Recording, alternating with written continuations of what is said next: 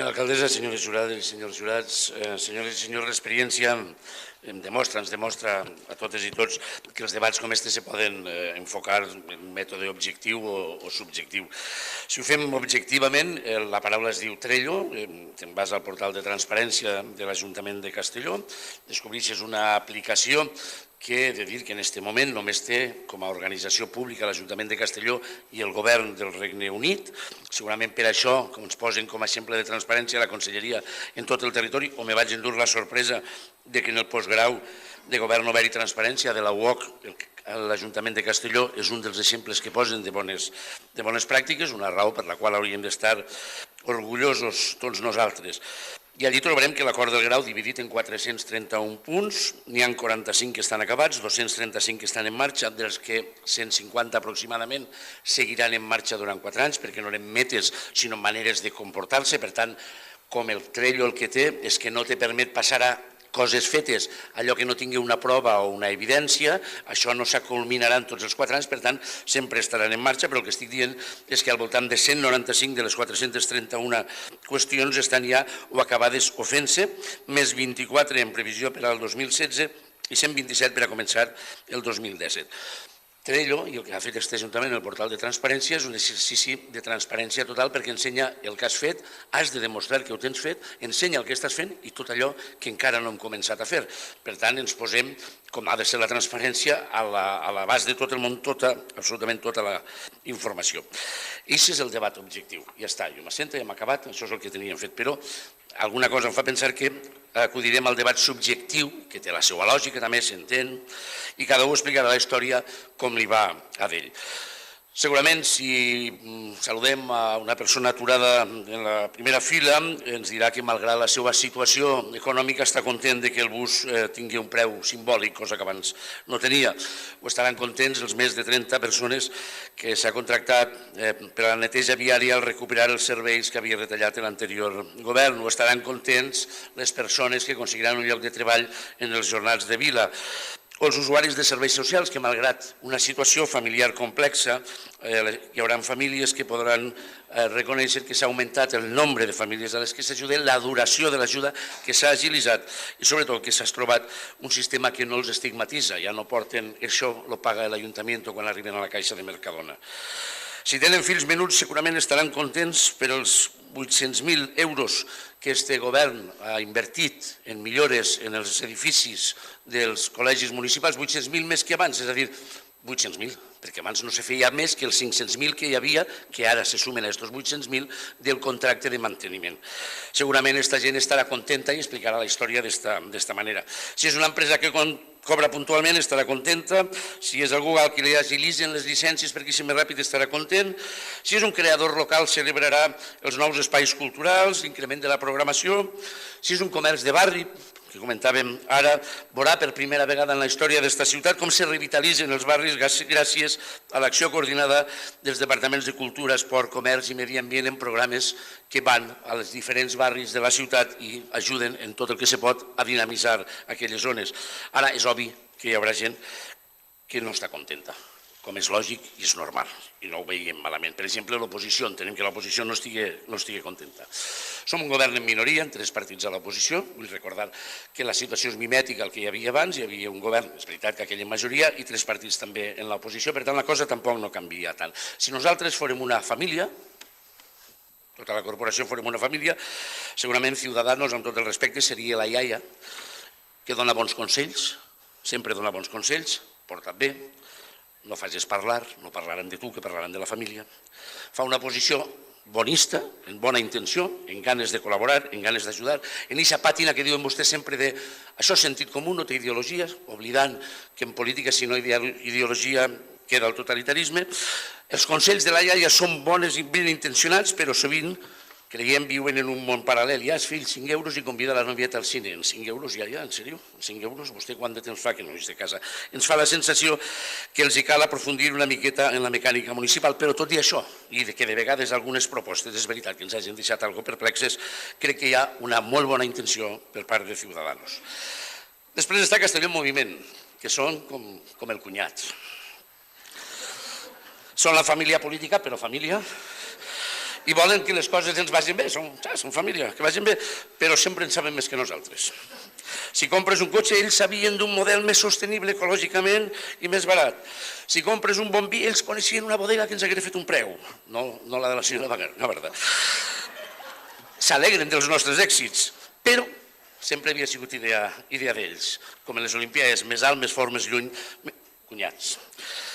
Però en el fons ens caiem bé, ens caiem bé i volem els uns i els altres el millor per a nosaltres i per a vosaltres, mútuament, perquè som família política, però família. I després està el Partit Popular, que vindria a ser com la sogra, però la sogra pudenta, perquè sogres n'hi ha de moltes classes. La meva dona, per exemple, té una sogra que és una senyora encantadora.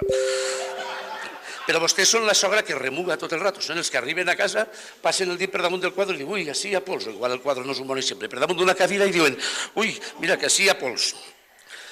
Tasten la paella i diu, està picant, però si vostès posen xoriço en tot, què mos estan contant?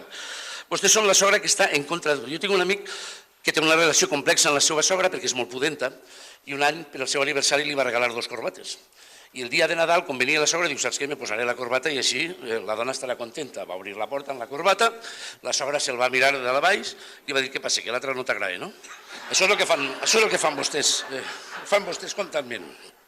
Estan en contra de la inversió en maestria perquè posa en evidència que vostès no van fer res en maestria durant massa anys. Estan en contra de les inversions en programes de patrimoni perquè vostès no van fer res pel patrimoni. Volen que fem en un any el que vostès no van fer en 24 i volen fer no sabem exactament què en la zona d'Emilio Fabregat i que no sabem exactament què perquè ho han presentat 3 vegades en 3 pressupostos diferents, cap rigor, simplement depèn d'on agarren els diners, simplement perquè no volen que fem el que el govern hi ha anunciat que és en inversions pròpies l'any que ve després de preguntar-li a la gent de l'entorn què és el que volen fer allò que entre tots decidim que toca. Estan en contra de tot el que fem, però si van arribar a esmenar hasta les seues propostes de comprar ordinadors, que jo com a regidor responsable vaig dir el programa que ha deixat el Partit Popular és bo, el presentem així, i ho esmenen i diuen que malgastem els diners en ordinadors i era idea de vostès. Nosaltres hem intentat no tocar allò que funcionava i que estava bé, però vostès com no se'n recordaven, com se pensaven que era cosa nostra, presentaven una esmena. És igual que la sogra que creu que la nora mai no és prou bona per al seu fill perquè vostès, en el fons, el que passa és que no accepten que governem. No s'oposen al que fem, s'oposen al que som. De les 3 opcions, vostès, el Partit Popular, són la que menys ens preocupa i els asseguro que no ho dic en cap to de despreci. Ens preocupa poc i crec que entendran el per què ho dic, perquè vostès i nosaltres som diferents. Això és una obvietat, a vostès els alegra i a nosaltres més. Tenim prioritats diferents i volem coses diferents per a la ciutat i per a la societat. Per tant, les seues crítiques, en algunes podrem coincidir i altres ens fan menys mal que si les fera un altre grup. Vostès fan oposició, a més, des de la ràbia, des de la impotència i des de la mentida. Menteixen sense pudor. Exigeixen al govern fer el que vostès no han fet en 24 anys i ens culpen del que vostès van deixar fet. No som iguals, no passa res, això no és ni bo ni roí. Ens preocuparia més que ens donaren la raó a vegades. Saben quina és la posició més dura que tenim nosaltres? La de Castelló en Moviment. Per què? No perquè facin falta vots, no, perquè reclamen que fem allò que nosaltres volem fer. Clar, i això és molt difícil, perquè discutim i ens separem en urgències, en ritmes, en velocitats, perquè és obvi que resulta més fàcil espentejar des de fora que estirar des de dins. I tenim diferències respecte al ritme o a les prioritats, però és una oposició lleial en la que al final, en les coses importants, ens posem d'acord en els pressupostos, en les inversions, en la reforma fiscal que presentarem pròximament, que és el que construeix el relat bàsic d'aquest acord del grau que sustenta aquest govern. I aquesta dura oposició de Castelló en Moviment, saben què diuen en una pàgina web que van publicar fa poc? Que portem en el primer any, que és el 25% del temps dels 4 anys que hauria d'estar com a mínim este pacte de govern, portem fet el 25% del programa. En el 25% del temps, el 25% del programa. Ho diu l'oposició més dura que tenim. Este és, doncs, per a nosaltres l'estat de la ciutat. Un govern que escolta l'oposició. I ara torna al principi. Sí, senyora Gavarda.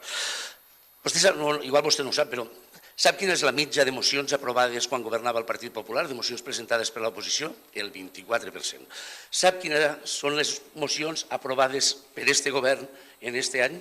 El 50%. S'ha aprovat la meitat de les mocions que han presentat vostès. És més del doble del que hi havia abans en el Partit Popular.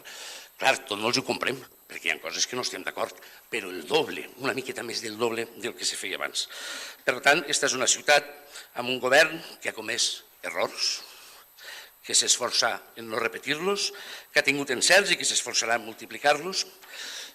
Quin és, en definitiva, l'estat de la ciutat? Una ciutat que se desperta d'un quart de segle de règim popular, que ha significat, entre altres coses, un profund despreci al patrimoni, amb greus problemes estructurals, i això s'ha de dir també en la gestió del personal, la qual cosa dificulta moltíssim la gestió del dia a dia, per falta de treball previ de l'anterior govern. Un govern que incomplia sistemàticament, algunes de les seues pròpies ordenances, i després, quan nosaltres podem complir les ordenances, se'ns contesta és que ponen palitos en les ruedas. Bé, la concepció de que fer complir la llei, una ordenança és la llei municipal, és posar palitos en les ruedas, explica la tardor d'infart que tenen vostès en els tribunals. Estem davant d'una ciutat que respira diferent, un aire nou que a uns satisfà i a uns altres constipa, i això és normal i no passa res, perquè això se'n diu democràcia. I més enllà dels discursos i opinions, els fets, les xifres, allò que demostren és que la ciutat de Castelló progressa adequadament. Estem lluny de l'excel·lència, cert, però el camí està en marxa i es camina a bon ritme i, sobretot, sense xafar la ratlla contínua que dibuixa la llei i sense conduir triplicant la taxa d'alcoholèmia, amb pulcritud. Moltes gràcies, senyor Ondadeu. Ara sí, senyor Vidal.